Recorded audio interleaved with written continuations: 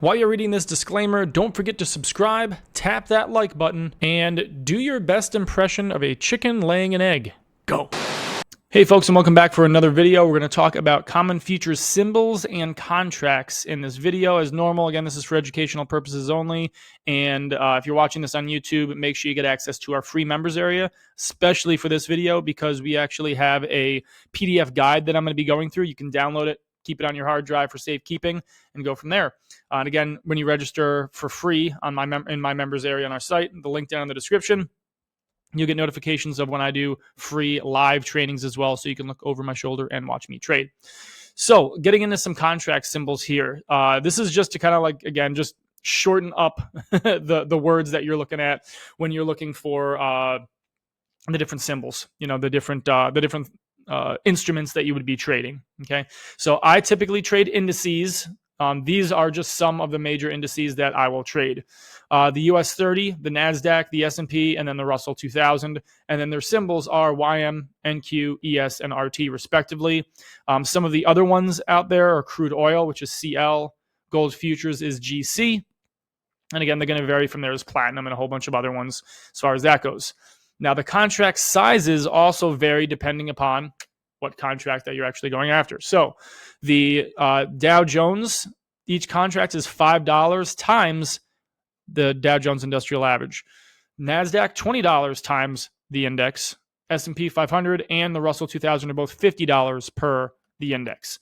Now, the mini versus micro, it's 1/10 of the above values. As you probably saw in the last video, if I wanted to trade smaller increments so that I didn't have a minimum of, you know, it was like $500 in a contract because of the number of ticks per contract. That's basically what I'd be looking at doing, is making sure that I'm in the micro instead of the just E-mini. And then in terms of stuff that's an actual commodity and not necessarily just an index.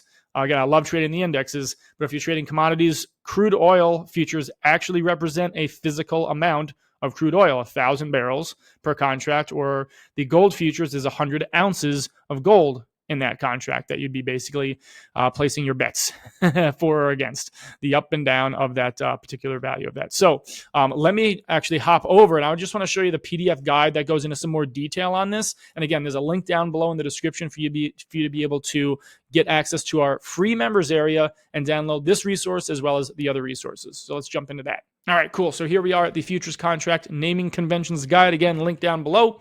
Now, the basic structure of the actual futures contract names itself are going to be based upon the product symbol, expiration month code, and the expiration year. And the month code will make sense here on the next slide. All right, so major index futures symbols. Again, the NASDAQ, already went through this, is NQ.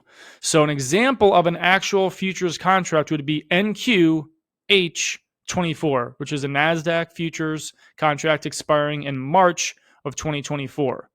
Now, if you're like, well, where did you get March from? H is the month symbol for that. Now, again, there's, and again, the E-mini contract size is $20 for that. And I'm just going to kind of like fast forward through these again. YMM24, Dow Jones, June 2024. And there's the Russell one. Here's the screen that I wanted to get to, is each month has a unique letter code. You can see January all the way through December.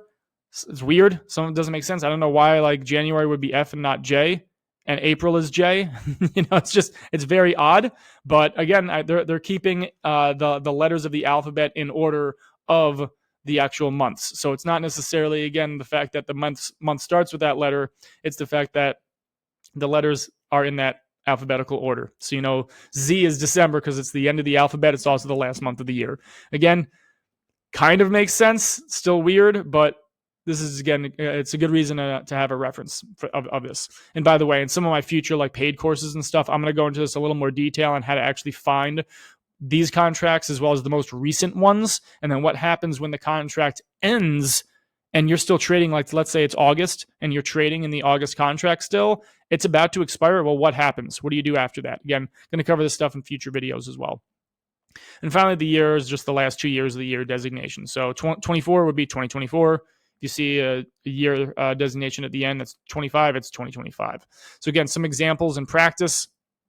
NQH25 is the NASDAQ March 2025 contract. And again, some more examples. Again, there's still some more important notes in here, important resources, which we'll have some other links and stuff too.